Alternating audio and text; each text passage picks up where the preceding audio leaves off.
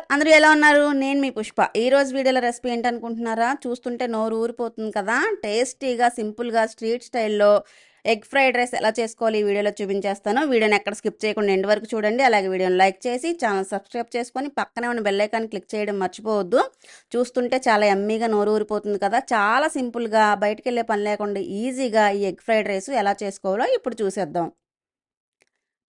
దీనికోసం ముందుగా స్టవ్ వెలిగించి వెడల్పాటి బాండీని పెట్టుకోవాలి. ఇందులో కొద్దిగా ఆయిల్ వేసి ఆయిల్ బాగా హీట్ ఎక్కిన తర్వాత 2 గుడ్లను బీట్ చేసుకొని వేసుకోవాలి. అప్పుడే ఇలా పొంగుతుంది గుడ్డు అన్నది.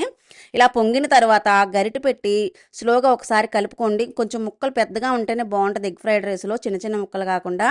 ఇలా ఒకసారి కలిపిన తర్వాత మనం ముందుగా కట్ చేసి పెట్టుకున్న వెజిటేబుల్స్ అన్నీ యాడ్ చేసుకోవాలి. అంటే క్యారెట్ ముక్కలు, క్యాప్సికమ్ ముక్కలు, స్ప్రింగ్ ఆనియన్, క్యాబేజీ తురుము వేసేసుకొని వీటన్నింటిని కూడా హై ఫ్లేమ్లో పెట్టి బాగా టాస్ చేసుకోవాలి. 1 నిమిషం టాస్ చేసిన తర్వాత ఈ వెజిటేబుల్స్కి ఎగ్కి సరిపడా మాత్రమే సాల్ట్ వేసి మరొక నిమిషం టాస్ చేసుకోవాలి. ఇలా టాస్ చేసుకున్న తర్వాత ముందుగా బాయిల్ చేసి పెట్టుకున్న రైస్ని కూడా వేసుకోవాలి. నేను ఇక్కడ బాస్మతి రైస్ తీసుకున్నాను. మీరు కావాలంటే సోనా మసూరి కూడా తీసుకోవచ్చు. అలాగే ఇందులో 1/2 teaspoon pepper powder, 1 teaspoon కారం, టేస్ట్కి సరిపడా salt, 1/2 teaspoon garam masala వేసుకొని ఒక పెద్ద టేబుల్ స్పూన్ అంతా soya sauce, 1 tablespoon green chilli sauce, అలాగే 1 టేబుల్ స్పూన్ వెనిగర్ కూడా వేసుకొని ఈ సాసులన్నీ బాగా కలిసేలాగా బాగా హై ఫ్లేమ్లో పెట్టి స్టవ్ని టాస్ చేసుకోవాలన్నమాట.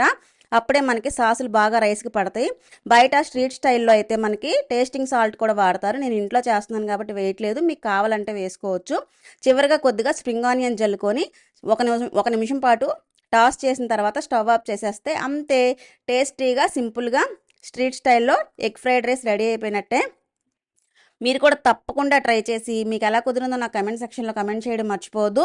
ఈవినింగ్ టైంలో చక్కగా సరదాగా చేసుకొని తినడానికి ఎగ్ ఫ్రైడ్ రైస్ చాలా చాలా బాగుంటుంది. మార్నింగ్ టైంలో కూడా మీకు అన్నీ అవైలబుల్గా ఉంటే పిల్లలకి లంచ్ బాక్స్ కూడా చేసి ఇవ్వచ్చు. చాలా సింపుల్ కదా, చాలా టేస్ట్ కూడా చాలా చాలా బాగుంది. మీరు కూడా తప్పకుండా ట్రై చేసి మీకు ఎలా కుదిరిందో నాకు కమెంట్ సెక్షన్లో కమెంట్ చేయండి. మరో వీడియోలో మళ్ళీ కలుద్దాం. బాయ్.